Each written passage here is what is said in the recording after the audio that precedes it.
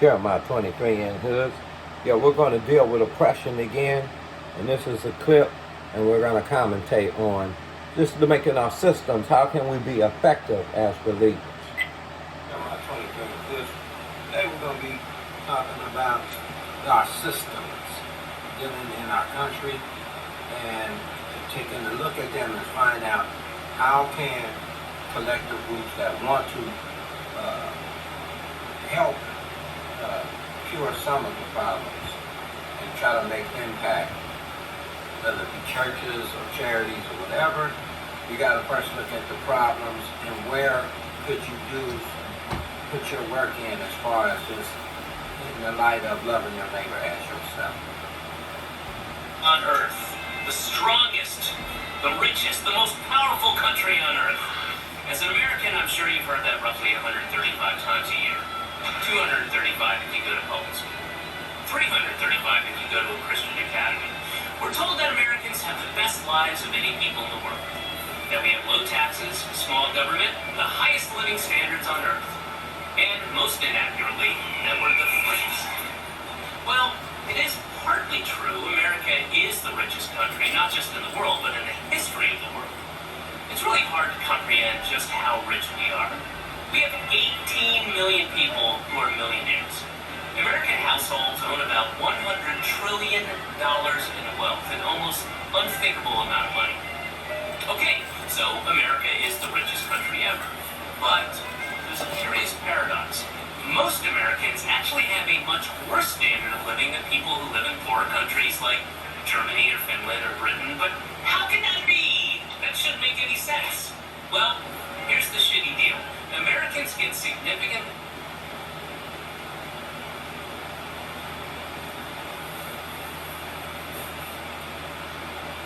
Gotta reload. ...more services because our tax dollars don't fund them. So, of course, our services are worse. And thus we enjoy less happy lives than people who live in the aforementioned countries. Not that difficult a concept to conceive, really. You get what you pay for, said the cartoon dog to the other cartoon dog.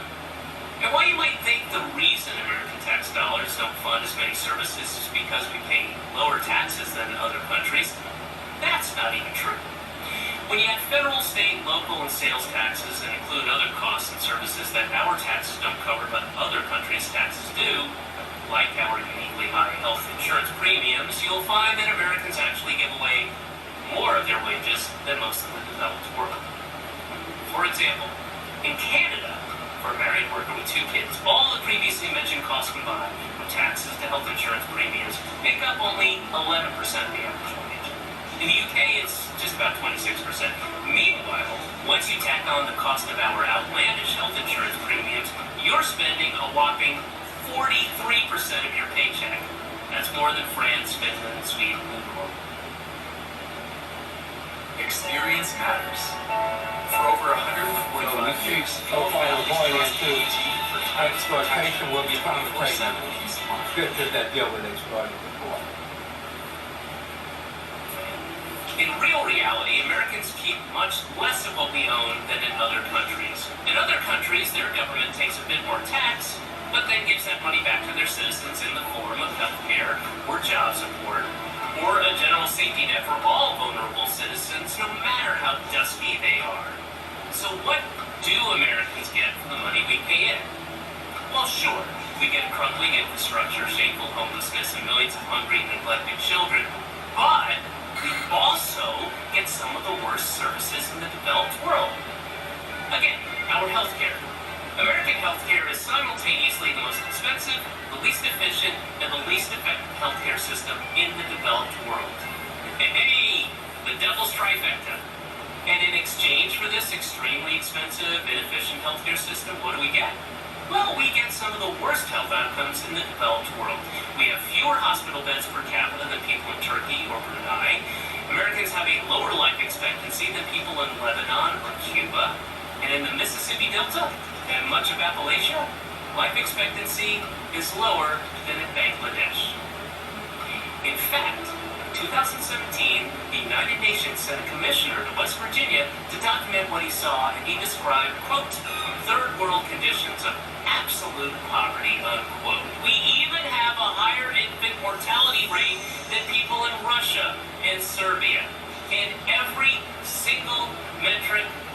America does worse across the board. So why is healthcare so expensive? Because it's so complicated.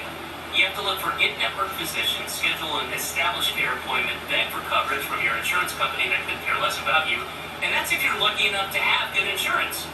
Compare that to Britain and all of those other evil, socialist-like countries where it's simple. Public hospitals provide free treatment to people who need it. That's it. I'll repeat that. Public hospitals provide free treatment to people who need it. And here's the best part. Even though Britain offers healthcare for free, their system is actually a lot cheaper to run than ours. Per capita healthcare spending in the U.S. is almost 3 times what it is in Britain, and almost 5 times what Canadians spend. In fact, Americans spend the most per person of any country in the world for healthcare. But the free market is more efficient, you screech. But in America, private systems often aren't efficient at all. Private drug companies have an incentive to charge whatever they can get away with for pharmaceuticals. In Canada, a carton of insulin costs about $20. In the US, it costs $300. And with private insurance companies footing the bill, hospitals have an incentive to get as much money out of patients as possible too. In 2015, the average cost of an MRI scan in the US was $1,119. But it was only $250 in Australia. Spain, about $181. And our healthcare system is so inefficient that we spend over a third of our cost on administration. The United States spends significantly more on administration than we spend on preventative or long-term healthcare. That's just not smart. Okay, we get it. We all know that American healthcare is so much more expensive, you say. But that's the cost of having the freest freedom in God's favorite country. Well, guess what? Medical procedures that are totally free in Britain, like giving birth, cost tens of thousands of dollars in the United States. I mean, you want to talk about the cost of freedom. Sadly, because of these high costs, Americans often avoid going to the doctor, something almost half the population say they do.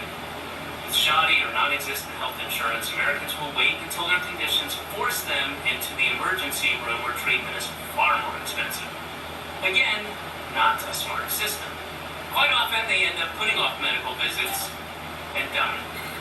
Susan Finley, a 53-year-old Walmart employee in Colorado, got pneumonia and took 1 day off of work beyond what Walmart's policy allows. So, of course, Walmart's going to Walmart, which they did by firing her. Without her job, she lost her nominal health care coverage, she struggled to find new work, and after avoiding a visit to the doctor for flu-like symptoms, she was found dead in her apartment. When Americans do manage to get treated, they frequently can't afford it. Simple, life-saving treatments can cost tens or hundreds of thousands of dollars, and if they don't have really good insurance, they're forced to take out medical debt. Tens of millions of Americans owe medical debt, often into the tens of thousands of dollars. Meanwhile, in a country like Britain or Norway, medical debt is almost unheard of. But hey, that's why GoFundMe is such a critical component of American healthcare. 1 in 3 GoFundMe campaigns is now for medical bills. I'll repeat that.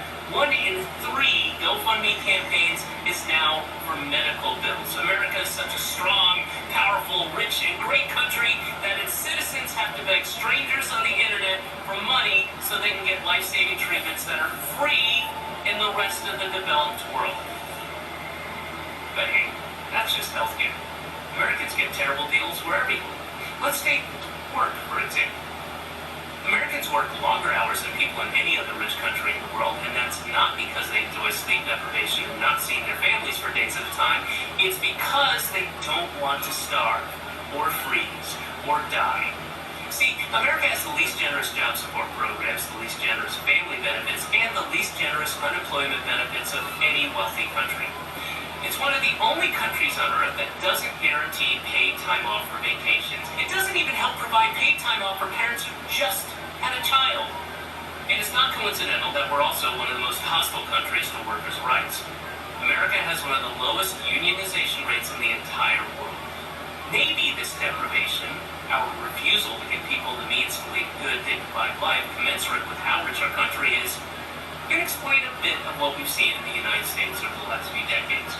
Fraying communities, rising rates of depression, suicide, huge numbers of deaths from drug overdoses. These so-called deaths of despair, suicide, drug overdoses, alcoholic liver disease, they're one big reason why American life expectancy has actually started to decline over the last few years. So we see the problem there with debt. Let's just keep going. We see debt, we see oppression, we see ways that are not looking too cool.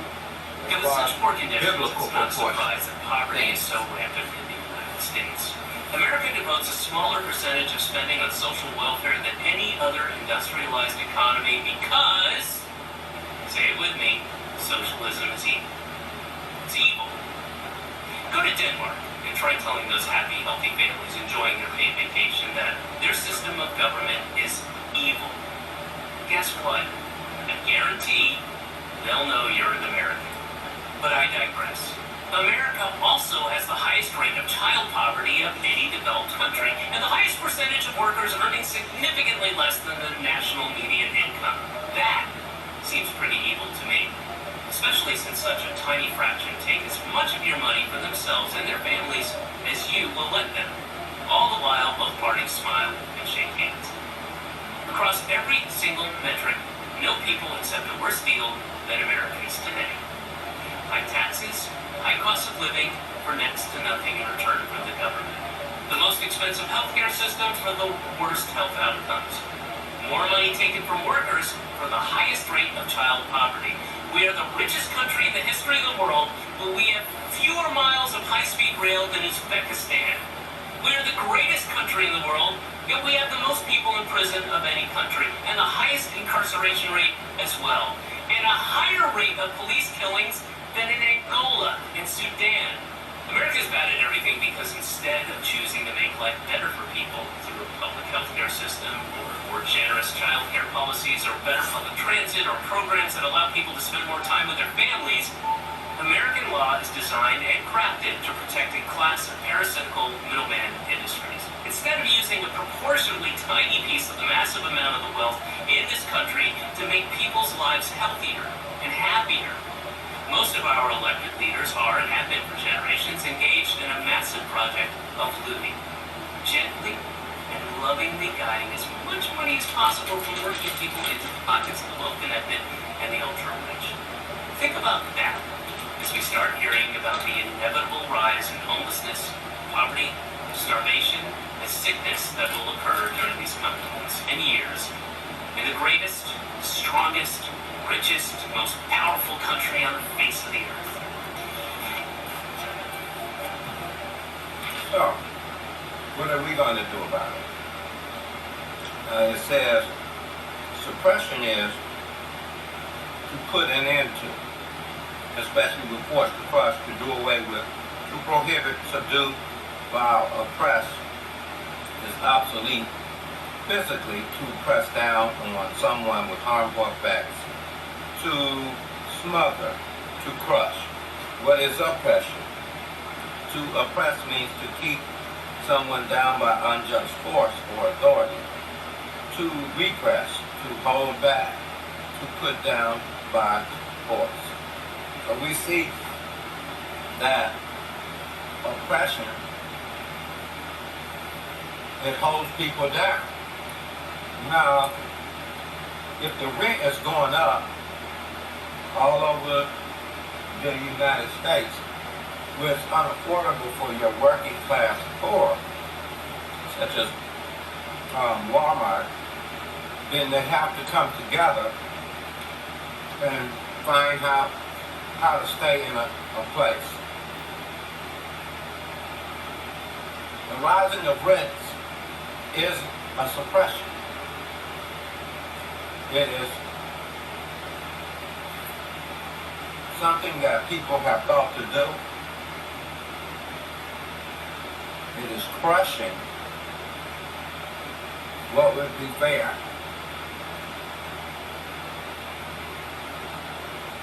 The harmful effects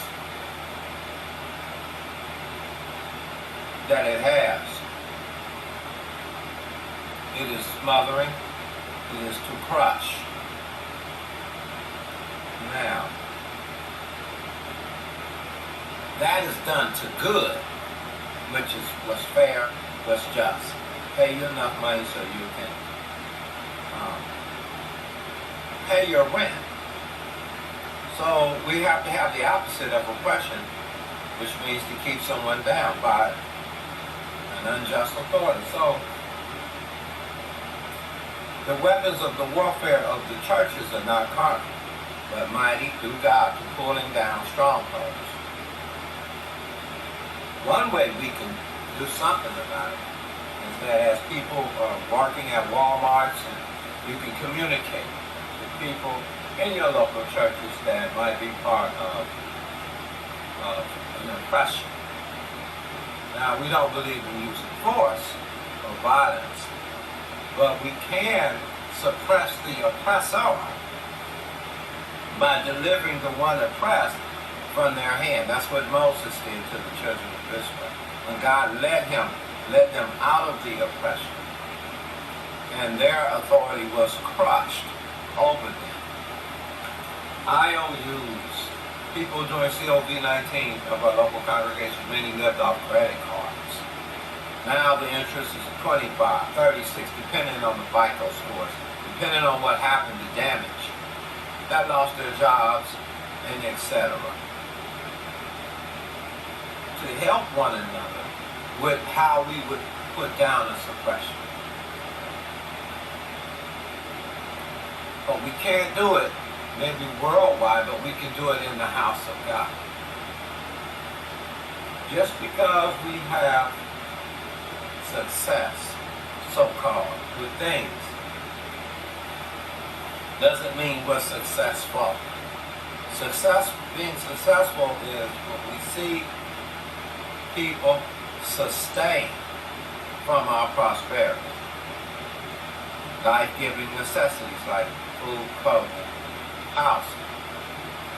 Some will argue the clothes you don't need, but they need a roof over their head or it will affect their health. There were churches that paid off people's medical bills. It's on YouTube. You can just stick it in there. So a lot of churches did that, especially in the Midwest. You know, it's just exciting to see people awaken to the fact that there is oppression in the country and around the world, and the church has opportunities to demonstrate the sincerity of their proof in the gospel. 2 Corinthians 9 talks about when they minister, especially those in the household of faith, to those that have needs. Necessities. And of course by the Spirit, because some people, God is training them through hardships. So, but we have the word, the practical word, on the proof of our sincerity and love that we have for one another. The family, as God wanted demonstrated dealing with what we call blessings back then in our culture. Deuteronomy 14, Deuteronomy 15. Every third and seventh year that was for the poor, the stranger, the father, the priest, and the fatherless, the widow. Their crops, their first fruits. Malachi 3:10 and 11, Deuteronomy 26, 2 Corinthians 8 and 9. All talks about giving. So over the next 10 years, this cat is saying, well, it's going to get bad. So we turn around and say, well, it might get bad, but we think we can be effective as far as drawing people, since everyone's scheming to take, and they can see something coming down the road after all the dollars has been printed and stuff. They can clearly see something coming down the road. So what are we going to do about it? Are we going to sit around and put our fingers? And will we be like the spirit of Joseph? Will we, those that have gathered in much, be willing to share with those that lack, like the manna that fell? When if you only got what you needed, is the Lord our shepherd? We shall not want. Are we listening and paying attention, distracted by the commercials and the marketing of many companies of you need this, you need that? If we're carnal, our breakthrough would be clothes, and houses. Hear what I'm saying? But if we're spiritually minded, it will not only be necessities of ourselves being met, but our neighbors in the household of faith as well. In other words, if you've all been tithing for 20 years and you have renters still renting and others have houses, God usually is no respecter of persons, because Joshua 1, they all went in to possess the new land. The ones that already had theirs helped their brothers, Manasseh, the tribe of Manasseh, Gad, and Reuben. So we want to be careful and make sure we got our brothers and sisters back, so it can be a witness to the world that we do have the same care over here in our family. No one's getting exploited. No one at the top is just making money while members get thrown out of one apartment and go to another over the years. And we've not sat down hardcore, communicate, and be ready to distribute. It's nothing but 10-20% down for them, something they can own. We should think like this, because after this massive money printing, after massive retirement, baby boomers, and we have the IOUs and 401ks and stuff, we should consider this. They could come more harder times, and Jesus himself said there'll be tribulation. So the point of the storehouse, according to the word, Deuteronomy 26,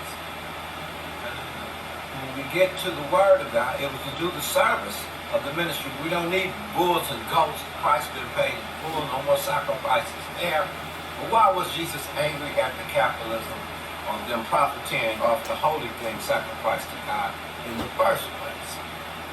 Well, it was becoming exploiting. It was usury. There were things that it would creep into the ideology of how much money I'm going to make off the things of God. So he drove it out. Now, we don't need no superstars no more. That witness, it has its witness to the rich, I'm pretty sure, but they all probably see it the same way. That the ones that do have great wealth, and they didn't have it from their own business, they got it from the ones that they preach the gospel to. We have to look at that. Not run, not be scared. Okay, so it doesn't really bring the witness to those that thought it would. I'm pretty sure God witnessed to a couple of rich people, some rich people, maybe many. However, the majority of the poor rejected anything with a leader sitting at the top, and the people remained struggling in the congregations. Now listen, it's okay for them to struggle, but necessities, if their loved ones, or God uses strangers all the time to meet their needs, when are they going to see the family that has the baby, buy something for the baby, Christian, or for the children? Fathers lay up for the children, not the children. What can I get from the son or the baby? And so what I'm saying, the mentalities, the ideologies. Can we say we've given our tithes to the poor, the widow, the father, the stranger, as well as the priest? Maybe it doesn't matter. But what about giving to the needs of the necessities of the saints? What about showing equality of care? What about bestowing honor on those people that are not so, have a great reputation in our local churches? What about the impact it would have towards them that question our faith? What about the objections on the table from the hoods that share when they get money, those felons that cannot get jobs that made those mistakes? But what about the culture and us meeting the culture, at least where they are? If you go to India, or you go to a Muslim country, the woman wears a garb. That's the culture. What about meeting those hood rats, the ones that's being destroyed, the outcasts, in the same measure of what they're putting out? They sharing money to get diapers for their homies. Why can't we show that we show the same care for their aunties, cousins, uncles, fathers, grandfathers, grandmothers, sisters, and brethren? Why won't we show the witness to them that we can also have each other's back, more so because of the love that is in our heart through the Holy Spirit. I give you the last word. God bless you. Jeremiah 23.